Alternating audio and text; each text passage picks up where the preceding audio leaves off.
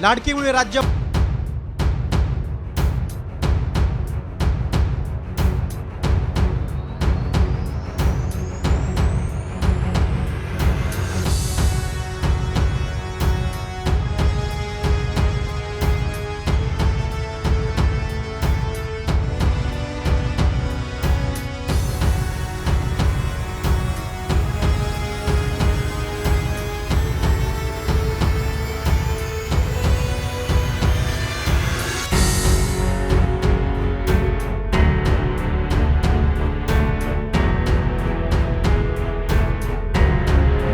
कोटी 36,000 कोटींची तरतूद करण्यात आली असून शेतकरी कर्जमाफीची मागणी जोर धरू लागली आहे। त्यामुळे वर्षाखेरपर्यंत कर्जाचा आकडा 9,32,000 कोटींवर पोहोचण्याचा अंदाज वर्तवण्यात आलाय।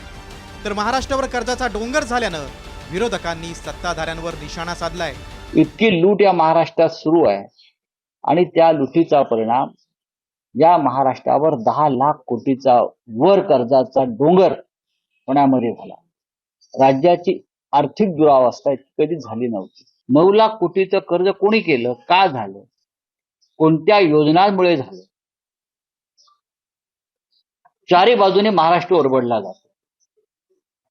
जो पैसा राज्याच्या तिजोरीत यायला हवा तो पैसा कोणाच्या तरी खिशात जातोय।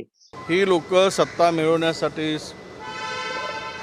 वाटेल त्या स्तराला जाऊ शकतात। हे आता महाराष्ट्र संपूर्ण कर्जाच्या खाईत लोटल्यानंतर दिसायला लागलं आहे। उद्या हे सत्ता मिळवण्यासाठी महाराष्ट्राला विकतील। तर दुसरीकडे चालू आर्थिक वर्षाच्या अखेरीस सरकारला एकूण कर्जावरील व्याजापोटी 65,000 कोटी रुपये द्यावे लागणार आहेत। गेल्या 4 वर्षात व्याजापोटी किती हजार कोटी भरावे लागलेत ते पाहूया। 2022-23 41,689 कोटी, 2023-24 मध्ये 45,652 कोटी, 2024-25 54,687 आणि 2025-26 मध्ये 64,659 कोटी रुपये कर्जावरील व्याजापोटी द्यावे लागणार आहेत। राज्यावर कर्जाचा भार असला तरी विकसित महाराष्ट्राचं व्हिजन मुख्यमंत्र्यांकडे असल्याचं महसूल मंत्री बावनकुळे यांनी म्हटलंय। आणि आमचे मुख्यमंत्री विकसित महाराष्ट्राला नेत आहे। त्यामुळं वडेट्टीवार आणि नाना पटोलेंनी फार काळजी करू नये।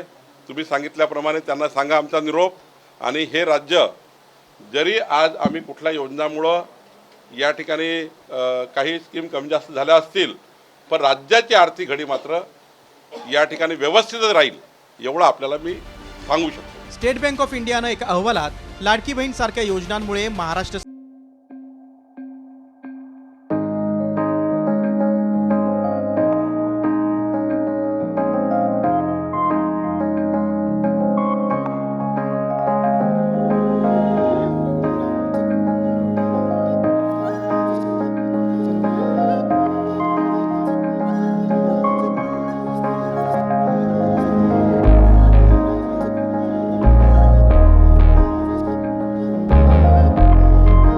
isakal.com आहे देशातील नंबर 1 ची मराठी न्यूज वेबसाईट। प्रत्येक अपडेटसाठी isakal.com ला नक्की भेट द्या।